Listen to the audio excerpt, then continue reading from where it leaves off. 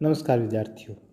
आज अपन औचित्यपूर्णता या वैधता के बारे में चर्चा करेंगे। अपन इससे पहले शक्ति और सत्ता के बारे में जान चुके हैं, तो उसी से संबंधित जुड़ी हुई एक अवधारणा है वैधता, जिसको अंग्रेजी में लेजिटिमेसी कहते हैं। तो आज अपन पढ़ेंगे कि वैधता का क्या महत्व है, वैधता क्या है, इनके बारे में अपन कुछ अध्ययन करेंगे। सर्वप्रथम पढ़ते हैं औचित्यपूर्णता या वैधता का महत्व।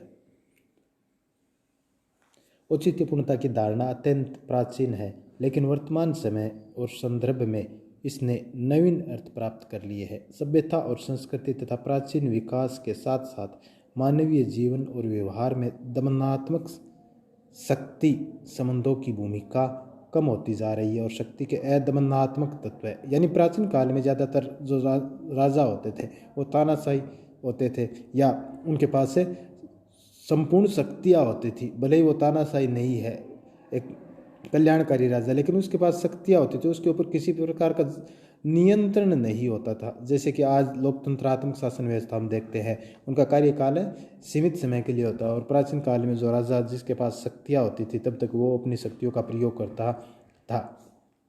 तो शक्तियों में दमनात्मक और दमनात्मक दोनों ही श्रेणी के तत्वों में ये बात समान रूप से लागू होती है कि जब विविधता या औचित्यपूर्णता के साथ जुड़ जाते हैं तो उसकी शक्ति और प्रभाव बहुत बढ़ जाता है। यानी वैधता के बारे में बता देता हूँ कि वैधता का अर्थ होता है कि जो आदेश या निर्णय जो एक शासक देता है उसको जनता सहर्ष स्वीकार करती है, अपने लिए उपयोगी और कल्याणकारी मानते हुए स्वीकार करती है, तो उसको वैधता कहती है। यानी उनको जनता ने प्रमाणित कर दिया है कि वो हमारे लिए उपयुक्त है।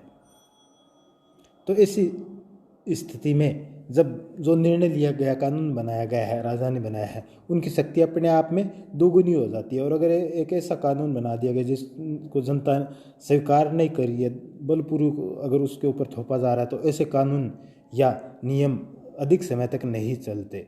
तो यहाँ यही चीज़ बताई गई है कि उन जब वैधता मिल जाती है किसी काम को तो उसकी शक्ति और प्रभाव बढ़ जाता है। लेकिन जब उन्हें औचित्यपूर्णता की स्थिति प्राप्त नहीं होती है अथवा जब उनकी औचित्यपूर्णता पर संदेह उत्पन्न होता है, तब मानवीय व्यवहार का प्रभावित करने के संबंध में उनकी सीमाएं बहुत अधिक बढ़ जाती है। शक्ति, प्रभाव और सत्ता औचित्यपूर्णता की स्थिति प्राप्त करने के ही प्रभावशाली और दूसरों के व्यवहार को परिवर्तन करने में सफल होते हैं। तो इस संबंध में अपन मैक्स वेबर के बारे में देखते हैं कि उन्होंने क्या कहा। मैक्स वेबर ने केवल औचित्यपूर्ण सरकार और सत्ताओं का ही विश्लेषण करना अपना मूल विषय माना है। इस प्रकार डेल के अनुसार राजनेता अपने कार्यों को औचित्यपूर्णता के वस्त्र पहनाते हैं और ऐसा हो जाने पर ही उसे सत्ता की स्थिति प्राप्त होती है। अब आता है लोकतंत्र में इसका क्या महत्व है वैधता का। सभी राजनीतिक व्यवस्थाओं की प्रभावशीलता औचित्यपूर्णता पर निर्भर करती है।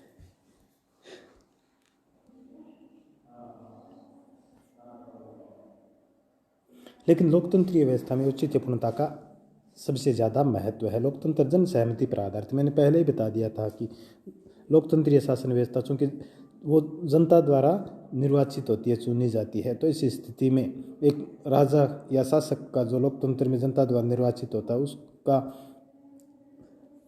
जो भी निर्णय लेता है वो जनता के हित कर ही निर्णय लेने का प्रयत्न करता है, क्योंकि उसको पता होता है कि अगर वो जनता के लिए उपयोगी नहीं होगी या जनता उसको सहर्ष स्वीकार नहीं करेगी तो आगे आने वाले समय में उनको दोबारा निर्वाचन का मौका नहीं मिलेगा। अतः लोकतंत्र में भय और आतंक के आधार पर जनता से आज्ञा पालन करा पाना बहुत अधिक कठिन होता है। इसलिए लोकतंत्रात्मक व्यवस्था को औचित्यपूर्णता की सर्वाधिक आवश्यकता पड़ती है। बल, दमन आदि का प्रयोग बहुत कम मात्रा में होना चाहिए। इसका अधिक प्रयोग किए जाने से सत्ता अपनी औचित्यपूर्णता खो बैठती है, जो कालांतर में समस्त राजनीतिक व्यवस्था के लिए घातक स्थिति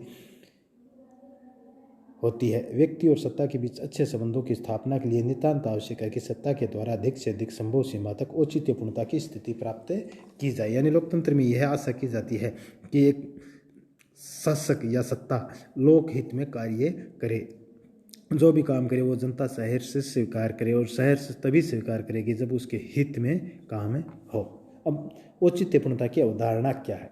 इस औचित्यपूर्णता जो शब्द है वो लैटिन भाषा के लेजिटिमस से हुई है, जो मध्यकाल में लेजिटिमिटास या अंग्रेजी के लॉफुल अर्थात वैधानिक कहा गया है। औचित्यपूर्णता के विचार या धारणा का अपना एक लंबा इतिहास है। प्लेटो ने न्याय भावना के अंतर्गत औचित्यपूर्णता का बीजारोपण कर दिया था। उसके अनुसार प्रत्येक शासन का बुद्धिपूर्ण आधार होना चाहिए तथा उनकी जड़ें नैतिक मूल्यों, दीर्घकालीन विश्वास और सामान्य स्वीकृति की गहराई में कही हुई होनी चाहिए। अरस्तू ने कानून सम्मत शासन या संवैधानिक शासन के रूप में अवधारणा का चित्रण किया है। यानी यहाँ ये बात बताई गई है कि औचित्यपूर्णता अपने आप में कोई नई चीज़ नहीं है। प्लेटो और अरस्तू के समय से इस संबंध में चिंतन शुरू हो गया था कि उचित एक कानून सम्मत शासक या संवैधानिक शासन को क्या करना चाहिए। इसी प्रकार सिस्रो ने लेजिटिमस शब्द का प्रयोग विधि द्वारा गठित शक्तियों या न्यायाधीशों के लिए किया। बाद में इसका प्रयोग प्राचीन परंपराओं के प्रति अनुकूलता, रूढ़िवादी प्रक्रियाओं और संवैधानिक नियमों और सुव्यवस्था के तत्वों के लिए ग्रहण किया जाने लगा। मध्यकाल में अत्याचारी अथवा अपहर्ता शासक या न्यायमुक्त धार्मिक शासक के बीच अंतर बतलाते हुए इनका उल्लेख किया गया है। अरस्तु से तर्क ग्रहण करते हुए मार्सिलियो पेडुआ ने इस शब्द की धर्मशास्त्रीय व्याख्या के स्थान पर संवैधानिक व्याख्या की है। तो इस प्रकार आधुनिक युग में एक सार्वभौम की अवधारणा के रूप में इसका पहली बार प्रतिपादन मैक्स वेबर द्वारा किया गया। उसके अनुसार औचित्यपूर्णता विश्वास पर आधारित, यानी जिसको हम विश्वास करते हैं किसी बात पर, वो विश्वास है हमारे लिए उपयोगी होता है, तभी हम उस चीज़ पर विश्वास करते हैं और राजनीतिक व्यवस्था में आज्ञा पालन की स्थिति प्राप्त करती है। मैक्स वेबर ने औचित्यपूर्णता के आधारों पर विस्तृत विचार किया है। उसने कार्ल स्मिट ने लोकतांत्रिक औचित्यपूर्णता की समस्या पर विचार किया है। गुग्लियलो विरोधी दल गुग्लियलो फेरो ने लोकतांत्रिक औचित्यपूर्णता के दो आधार बताए, बहुमत और अल्पसंख्यक विरोधी दलवार बताए हैं। वह वक्तव्य को औचित्यपूर्णता का अनिवार्य तत्व नहीं मानता। लोकतंत्रीय राजनीतिक व्यवस्था के अंतर्गत औचित्यपूर्णता के प्रसंग में एक महत्वपूर्ण तथ्य यह है कि एक सीमित मात्रा में विरोध का अस्तित्व भी औचित्यपूर्णता का परिचायक समझा जाता है। अब औचित्यपूर्णता की व्याख्या, यानी विद्वान ने क्या परिभाषा दी है। औचित्यपूर्णता एक ऐसी स्थिति का नाम है जिसके अंतर्गत एक राजनीतिक व्यवस्था के सामान्य जन को यह विश्वास होता है कि सत्ताधारक की सत्ता और उसका प्रयोग सामान्य स्वीकृत नियम और कार्य विधियों पर आधारित है। डोल्फ स्टर्नबर्जर ने इसे शासकीय शक्ति की नींव माना है, जिसके अनुसार सरकार को ये चेतना रहती है कि उसे शासन करने का अधिकार है, दूसरी ओर शासितों द्वारा उस अधिकार को स्वीकार किया जाता है। इसी प्रकार जीन ब्लोंडेल के विचार को हम देखते हैं। औचित्यपूर्णता से विपरीत वह सीमा है जिस सीमा तक लोग उसे संगठन को जिससे वह संबंधित है बिना पूछताछ के तथा स्वाभाविक रूप से ही स्वीकार करते हैं। सहमति या स्वीकृति का क्षेत्र जितना विशाल होगा उस संगठन का उतना ही अधिक औचित्य होगा। यानी सभी विचारकों ने इस चीज़ को स्वीकार किया है कि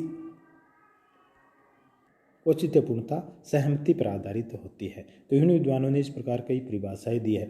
तो यहाँ तात्पर्य यह है कि एक शासक या सत्ता द्वारा जनता पर जो शासन किया जाता है वो कितना अच्छा या बुरा, इसका पता इसी से लगाया जाता है कि जनता उसके आदेशों को कितना स्वीकार करती है। तो जनता जिन आदेशों को स्वीकार करती है, जिन विश्वास करती है अपने शासक पर, वही औचित्यपूर्णता है। तो आज अपन इतना ही पढ़ेंगे। धन्यवाद।